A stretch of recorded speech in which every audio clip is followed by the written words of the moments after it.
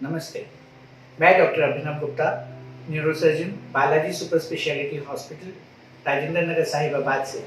आज मैं आपको कमर दर्द व सियाटिका पेन के बारे में कुछ जानकारी देना चाहूँगा।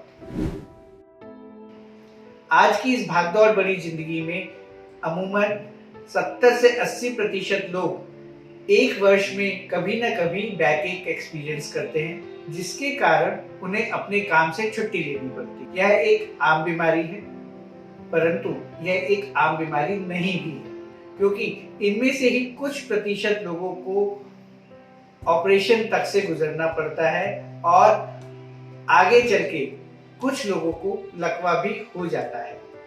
तो हमें यह देखना है कि कब हमें डॉक्टर की सलाह लेनी है, कब हमें दवाइयों से इलाज करना है और कब हमें इस बीमारी से बचने की संभावनाओं को तलाशना है।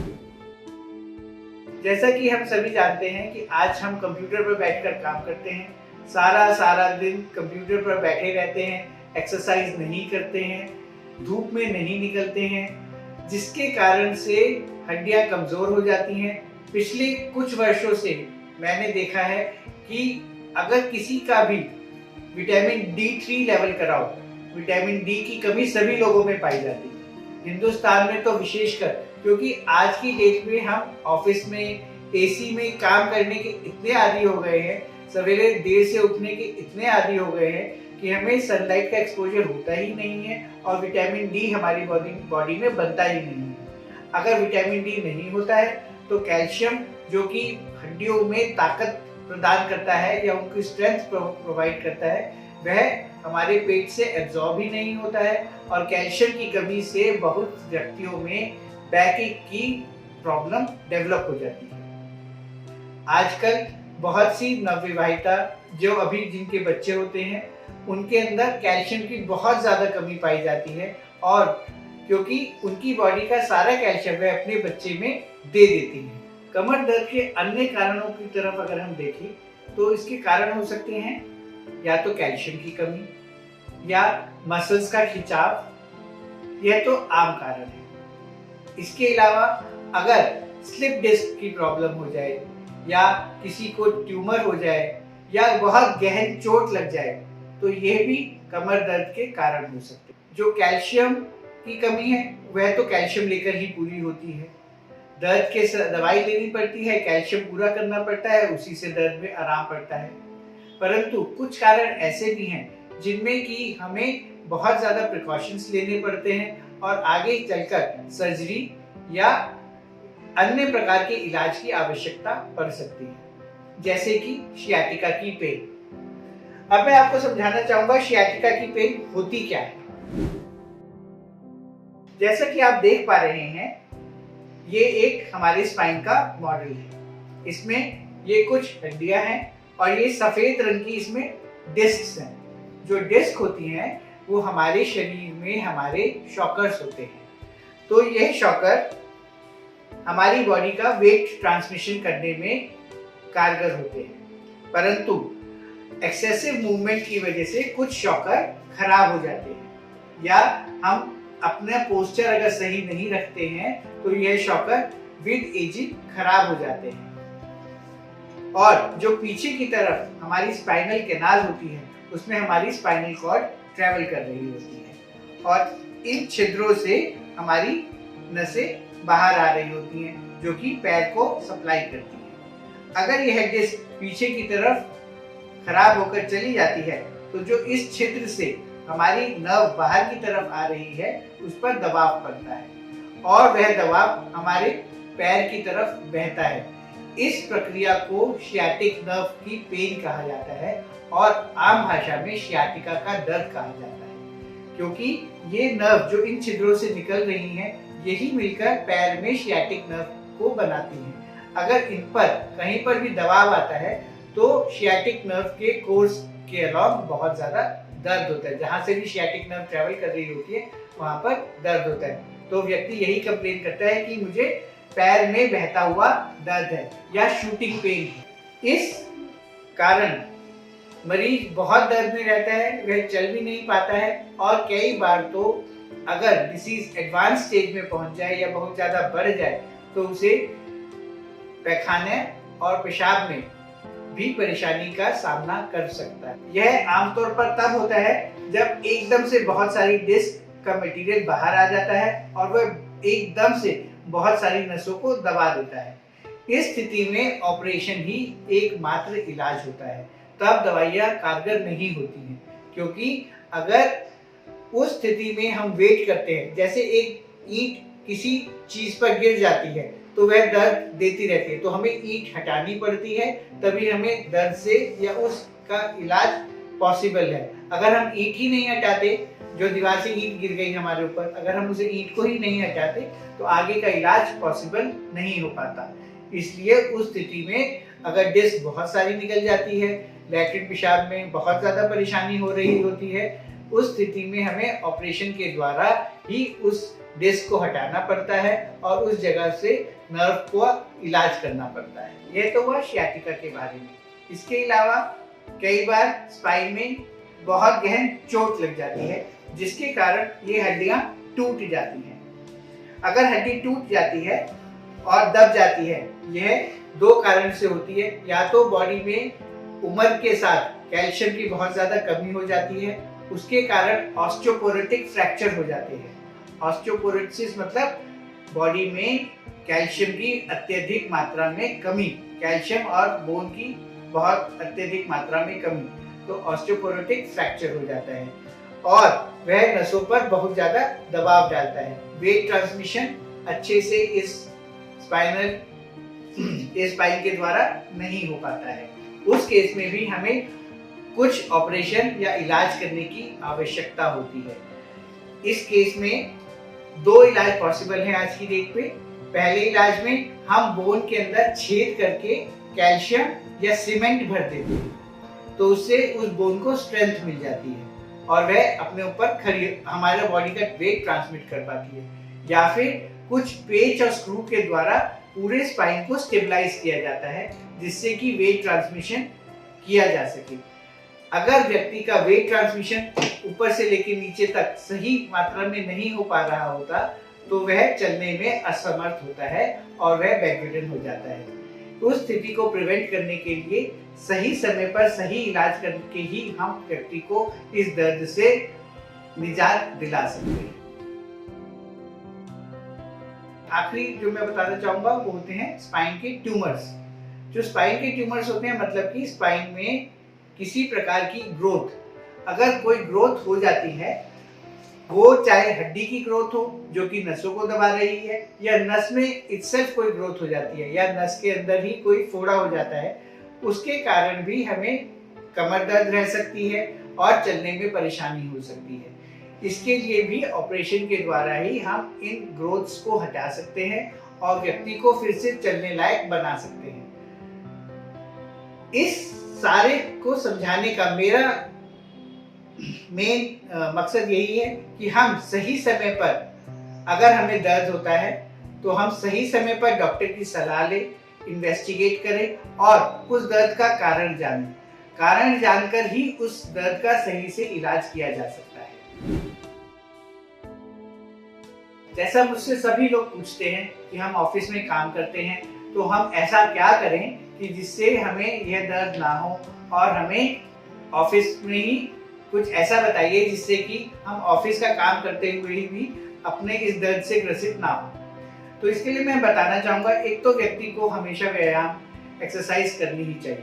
मॉर्निंग वॉक सबसे अच्छी एक्सरसाइज है, इससे अच्छी एक्सरसाइज कोई भी नहीं है। तो अगर व्यक्ति 5 किलोमीटर नॉर्मल तरीके से सिर्फ चल लेता है, तो वह बहुत सारी बीमारियों से अपने आप को बचा ले। दूसरा, जब व्यक्ति बैठकर घंटों तक कंप्यूटर पर काम करता है, तो उसे अपनी जो सिटिंग है उसके एर्गोनॉमिक्स का, मतलब उसकी अपनी पोजीशनिंग कैसी हो, वह सामान कैसा इस्तेमाल कर रहा है, कितनी देर तक इस्तेमाल कर रहा है, उस पर बहुत ही ध्यान रखना चाहिए। जैसे कि अगर मैं कंप्यूटर पर काम करता हूँ तो अपने कंप्यूटर को अपनी आई के लेंथ हाइट पर रखता हूँ, तो उसके लिए हमें कंप्यूटर की हाइट को थोड़ा सा बढ़ाना होता है।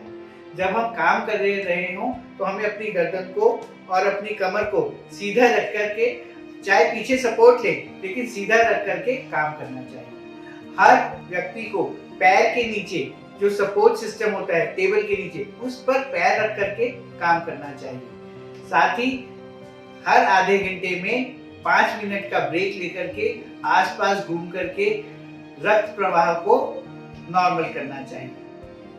परंतु अगर किसी व्यक्ति में पहले से ही कैल्शियम या विटामिन डी की मात्रा की कमी हो चुकी है तो उसे इन सब का डॉक्टर की सलाह पर सप्लीमेंटेशन लेना चाहिए। साथ ही हल्की एक्सरसाइजेस जैसे कि हाथ का मूवमेंट, पैरों का मूवमेंट, थोड़ा चल के घूम के आना, कुछ देर के लिए बहुत ठंडी हवा में ना रहना, इन सब प्रक्रियाओं का पालन करके भी हम लंबे समय में कमर दर्द या अन्य प्रकार की बीमारियों से बच सकते हैं।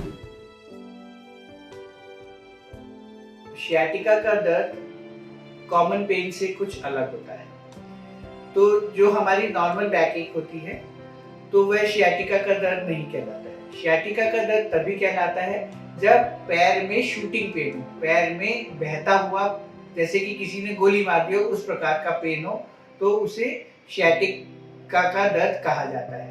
कमर से शुरू होके थाई के पीछे से और हमारे काफ में जाता हुआ या अंगूठे तक जाता हुआ दर्द को सियाटिका का दर्द कहा जाता है। यह दर्द अमूमन आगे झुकने से या सामान उठाने से या स्क्वैटिंग पोजीशन पे आने से बढ़ जाता है। तो इन सभी चीजों को हमें बचना होता है अगर हमें सियाटिका का दर्द है। जैसे कि ना तो हमें आगे झुक के सामान उठाना चाहिए, ना हमें हिंदुस्तानी टॉयलेट का इस्तेमाल करना चाहिए, ना ही हमें कुछ भी हैवी वेट कैरी करना चाहिए। तो ये थोड़े से प्रिकॉशंस करके हम सियाटिका के दर्द में कुछ आराम पा सकते हैं। परंतु असली डायग्नोसिस के लिए आपको डॉक्टर की सलाह की जरूरत होती है और खाली बैक एक ज्यादातर सियाटिक का दर्द नहीं होता। किसी भी प्रकार के कमर दर्द में हमें घरेलू उपचार से ज्यादातर फायदा हो जाता है। जैसे कि हम हॉट फर्मेंटेशन, थोड़ी सी आराम, थोड़ा सा गर्म पैक से सिकाई, इन सब से ज्यादातर या हल्की फुल्की कोई पेन किलर लेने से हमें आराम मिल जाता है।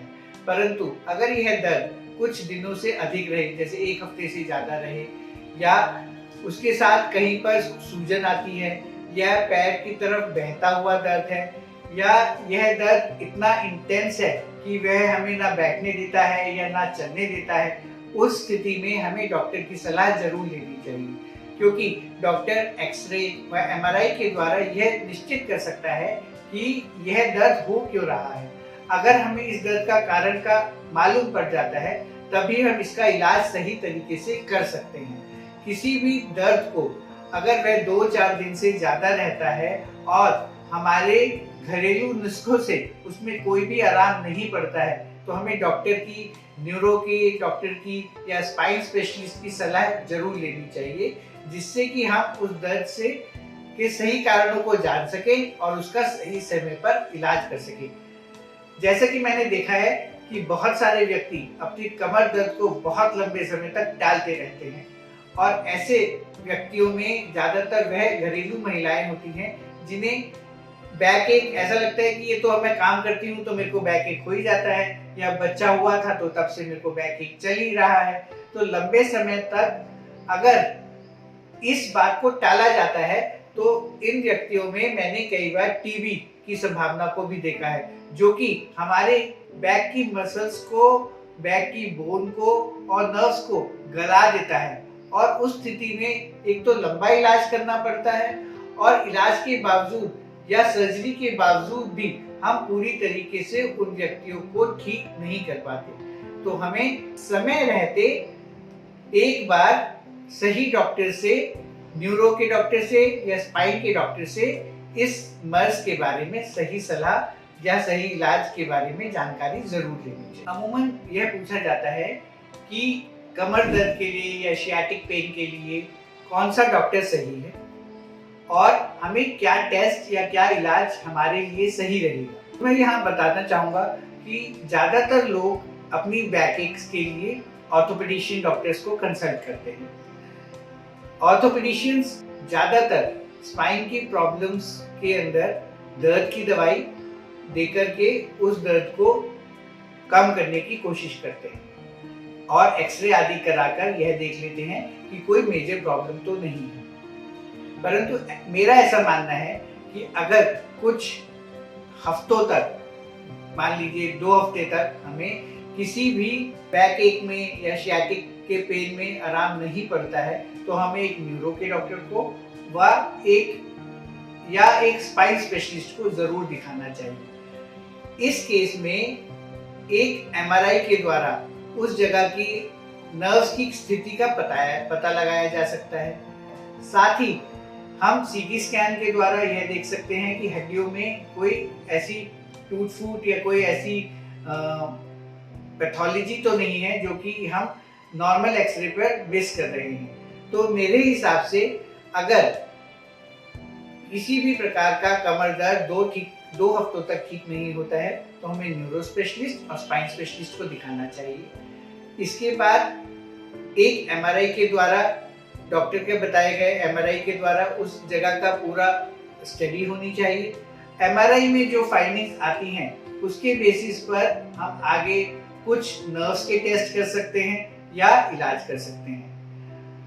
किसी भी स्थिति में अगर कोई कमजोरी आ रही है तो मैं उसे ऑपरेशन के लिए उपयुक्त स्थिति मानता हूं, क्योंकि मतलब ये है कि नर्व्स को डैमेज ज्यादा हो चुका है और हमें उसी जगह रोकना है तो हमें जल्दी से जल्दी ऑपरेशन करा करके उस नर्व को बचाना चाहिए। ऐसा बहुत से लोग हैं कहते हैं कि अगर हम स्पाइन की सर्जरी कराएंगे तो पैर खत्म हो जाएंगे। ये हमारे देश में ऐसी मिथ है जिसको कि मैं अपने 20 साल की कैरियर में हमेशा फेस करता रहा हूँ कि अगर हमने स्पाइन का ऑपरेशन कराया तो हम कभी चल ही नहीं पाएंगे। तो मैं उन व्यक्तियों से यही कहता हूँ कि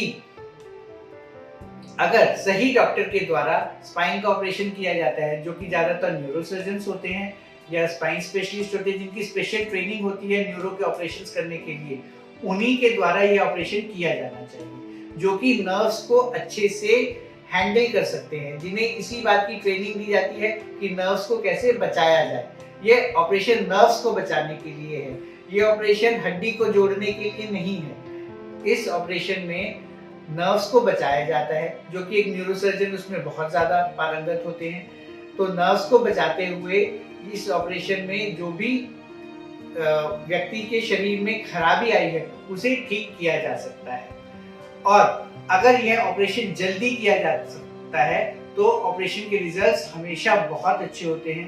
पिछले 20 वर्षों में मैंने ऐसे कभी नहीं देखा है कि किसी का ऑपरेशन सही समय पे किया गया हो और उसे कोई प्रॉब्लम हो।